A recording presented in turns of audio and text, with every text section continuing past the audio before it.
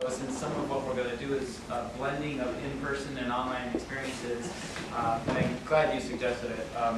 I wanted to show some screenshots. So, let me get started. You'll see the difference between my pictures and people like Forrester's pictures. So here I just stole Forrester's because they have nice graphic arts departments. And admittedly, I'm going to try and slant some of this towards engineering leadership, but I'm also going to slant some of this towards product management, right? So this looks like the product management funnel, and this kind of affects you as engineering leaders. So the way I'll slant it this way is, and I have to do it because people like to raise their hands so much. Raise your hand if you've worked an all-nighter. Have you pulled an all-nighter, worked all night long in technology? You're not a programmer. It's okay. Right? Or, I mean, am I the only one? Okay, now, raise your hand if you worked an all-nighter and it was worth it. You accomplished a goal in such a way that either you got the bug fixed, or you got the software out the door, or you made someone else happy, if you will. Like, yes, thank you, you did the great thing. Okay. Now, you know what to tell me, don't you? Raise your hand if you worked all night long and it was pointless. Right. Truthfully, thank you. Both of them. So you know the reason I bring this up is because we were mentioning Agile earlier. I'm one of the very few Agile people who think that sustainable pace is kind of stupid. Because people really don't work well at sustainable paces. And people work well when they have passion and excitement about what they're doing. And sometimes it's really terrible to work an all-nighter, and sometimes it's just the best thing in the world. It's wonderful. So, and I've had an interesting fight with Kent Beck about why real programmers don't want to work 40 hours a week. And for those of you who are biology people, the precursor to a heart attack is a perfect heart rhythm. A normal heart rhythm is chaotic. Try that on. So, so what I would say is, and I'm sorry, we're running out of chairs. You can just dump that stuff on the floor and grab those 2 stools right there. And we're not going to be sitting for very long, don't worry. So what I would say is a lot of what we do is trying to identify those great things that people want to build and then kind of letting them build it. And so there's all these problems and all these dimensions. I left my laser pointer at home, so I'll have to do it. So, oh, do I have the wrong version? Luke. Oh, thanks. I have the wrong slide then. Let me get the right one.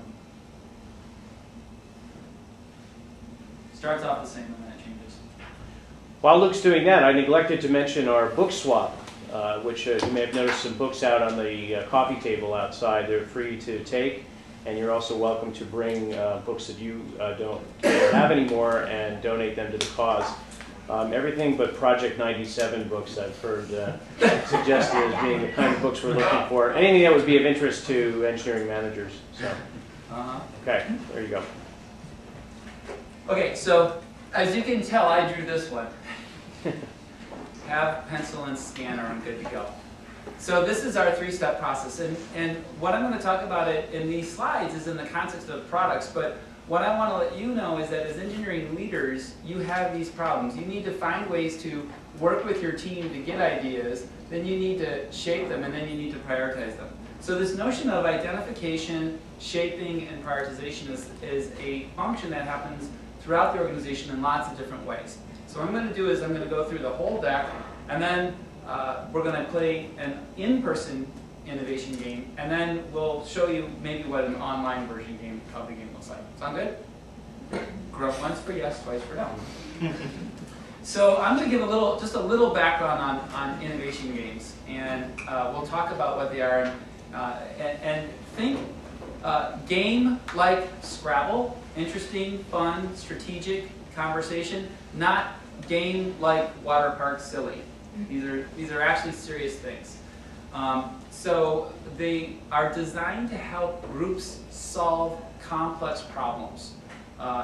working both internally and externally. Now, our focus as a company is to try and get our clients to talk more with their customers, because we find that lots of people talk enough inside the organization. So I emphasize they really need to be played with customers, right? We want to play them with customers. This is my bug chart. These are some of the people who we can reference. There's other people that we can reference as game players.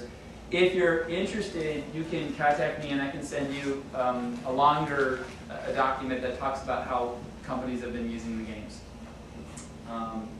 Okay, so there are actually 12 games in the book.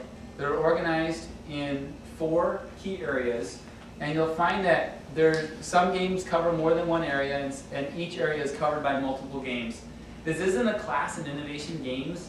It's just simply to say you may want to have more or less open-ended exploration.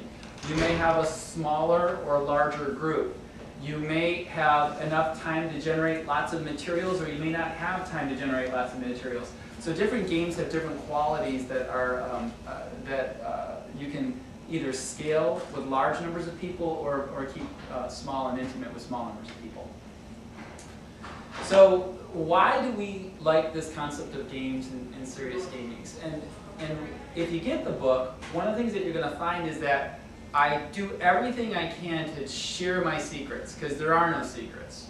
They are specifically designed cognitive psychology questions and organizational behavior constructs. There are ways that we put people together to create certain outcomes to occur.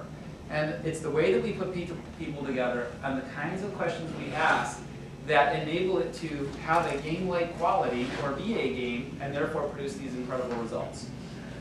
Many of the games create really great artwork which you can share with others, meaning have you ever been asked to build something from product management and you're like, where did you create that? In the shower while you were falling down? Because it just doesn't seem to make sense to you about why your customers would want that. We try to get people away from inventing requirements, right? It sounds like a good idea. I think it's Clark who said, or Barksdale, one of them said, as long as we're using opinions, we'll use mine, right? And so what we're trying to get people away from is not using opinions. Now, if you're adopting agile practices, and if you're getting good at releasing software more quickly, you will find that your ability to produce results outstrips the ability of traditional market research to give you feedback. Make sense? You can get to a state of what's called hyper-productivity in agile practices, where your team is able to produce software faster than marketing and sales can absorb, that marketing and product management can tell you what is needed in the market. And that's because certain market research techniques can take a very long time to get to a good result. I don't want to say those techniques are wrong. We still need certain more complex, longer research techniques for certain problems. But agile teams need agile techniques. So part of what this is all about is enabling you to have low-cost, high-quality, easy-to-use techniques that will help you understand what people are thinking. So, Forrester likes us. Great. So let's go through the 3 steps in a little bit more detail, because we're going to use some of these techniques tonight. Collaborative ideation. We want to work with our customers and our stakeholders to understand what they're thinking. Now, traditional techniques of what people are thinking are kind of survey-based. You know, tell me what you think. And people write it down or ask questions. Which works okay, but if you're like me and you've worked a lot of your career in either complex consumer or complex enterprise software, you've probably figured out that software is this complex structure, right? You guys think of the word architecture, right? Architecture. I don't really buy into the world of architecture.